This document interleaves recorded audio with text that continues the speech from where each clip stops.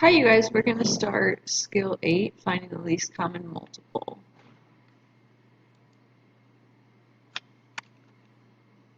So first let's just think through what is a least common multiple.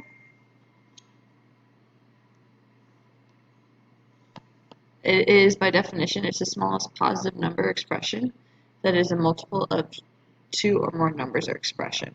So if we think of the least common multiple of 3 and 4, what is the smallest number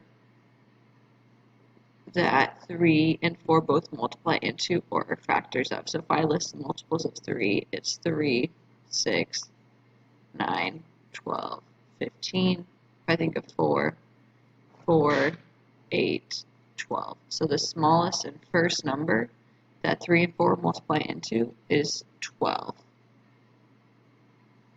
Let's think of 3 and 6. I have 3, 6, 9, 12. For 6, 6 multiplies into 6, 12, 18. The smallest, the least common number that they both are multiples of is 6. So if I think of a 2 and an x, I think of 2 times an x. If I broke 2x down into factors, an x. So they would both multiply into or evenly divide into 2x. The last one is a little more complicated, but that's going to be what we spend the next few slides thinking about. So this is kind of an intro to it. So step 1 is to factor each polynomial into its prime factors. Step 2 is to list the separate factors of each prime factorization. We use the greatest number of each factor in your least common multiple. Step 4 is to multiply the factors together to achieve the least common multiple. So I'm going to break 2a to the third into 2 times 3a's. 6 is 3 and 2, a, and 2 b's. 4 is 2 and 2, 3 a's, 5 b's.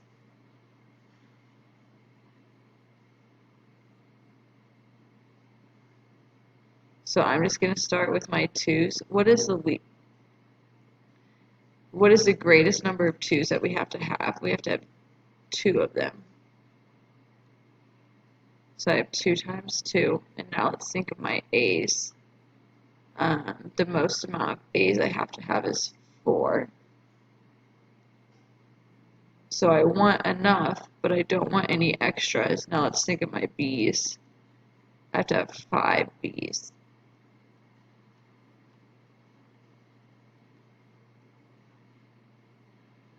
Oh, I forgot my 3. I need at least 1 3.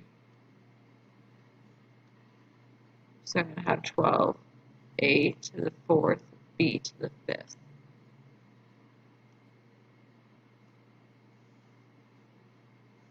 So for this first one, I have a 5, an x, and a y. I have 2 5's, 3 x's, 5 y's, and a z. So I'm going to go through the exercise of thinking, what is the most number of 5's anyone has? Excuse me. It's 2. What is the most number of x's? 3. What is the most number of y's? 5 of them. And then I have 1 z.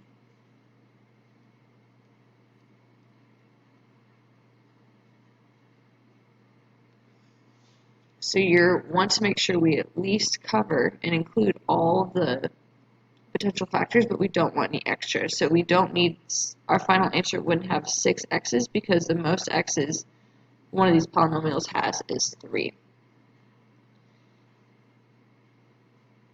Okay, so we are now starting to deal with binomials, or things that have multiple terms.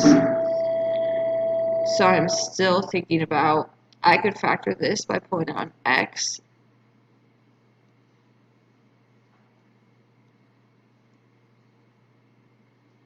And then this one has an x minus 3. And this has an x. So now I'm going to go through and I'm going to think I need at least one x minus 3. That covers this, and I need at least one x. So my answer would be that. So I'm going to write these as factors. I have an x, an x minus 7, and an x plus 1. So as I find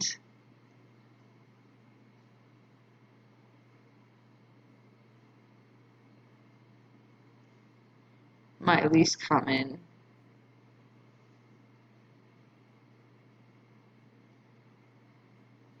multiple, I know I need at least one x in my final answer. To cover that, I need at least one x minus 7 to cover that, and I need an x plus 1.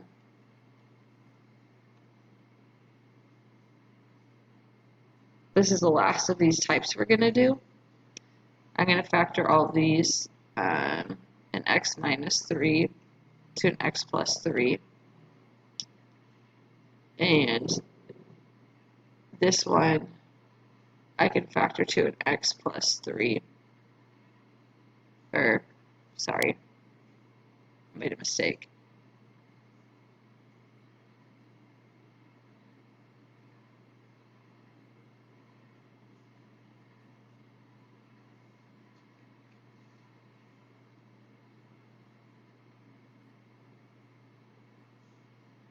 An x minus 3 and x minus 3.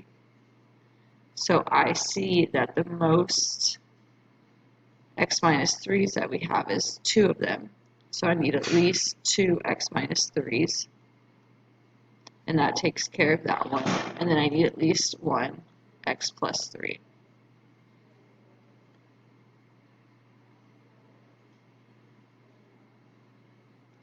So I'm going to factor these. I'm not taking the time to factor the trinomials for time's sake with the video.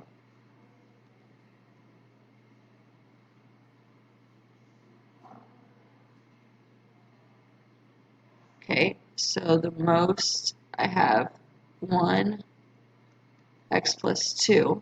That covers this one. I have 1 x plus 1 and 1 x plus 3.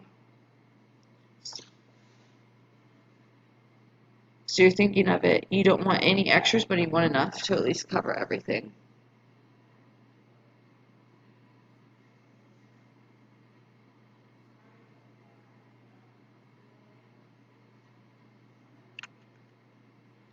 Now we're going to think about part 2 of this, which is practicing making least common denominators.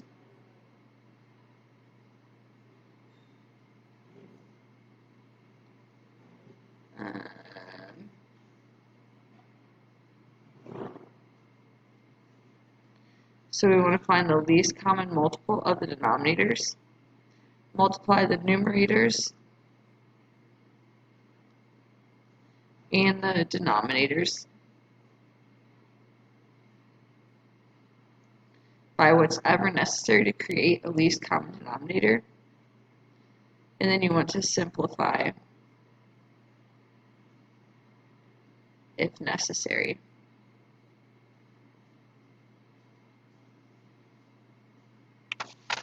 So with this first one, I'm thinking, I'm going to rewrite it, times what would get me my 8x to the third y. So I can see that this is missing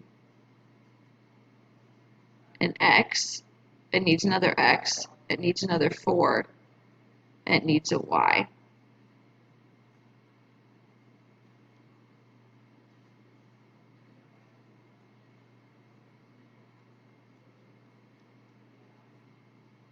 I get 20xy. So I could see it was missing an x and a 4 because I could see that it's missing. This would be 2 times 2 times 2, x, x, x, y. And I need another 2, I need another x, and I need a y. Or I need 2 more 2's, an x and y, which is how I knew what it was missing. So once you realize what it's missing, you multiply the numerator and the denominator by what it's missing. So let's try this one. This is an x plus 4, x minus 4.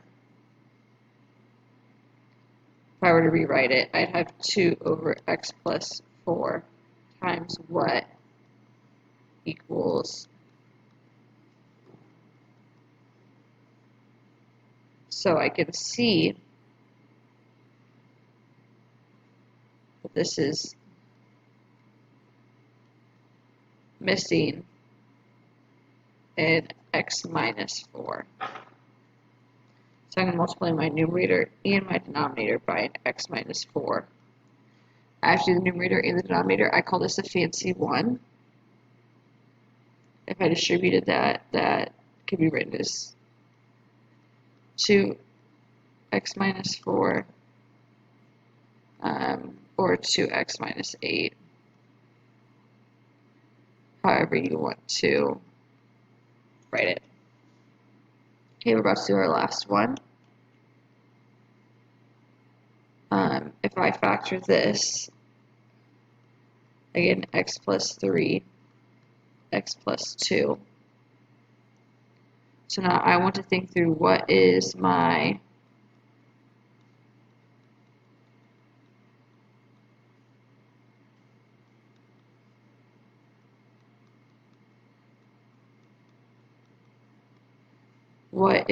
denominator currently missing?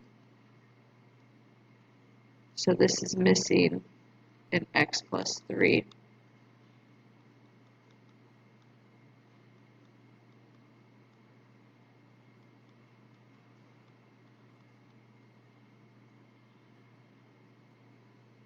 So I multiply the numerator and the denominator by that, and I would end up with, you could either rewrite it.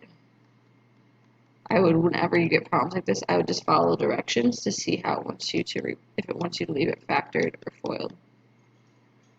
Okay, so we will practice this more in class. This is skill 8.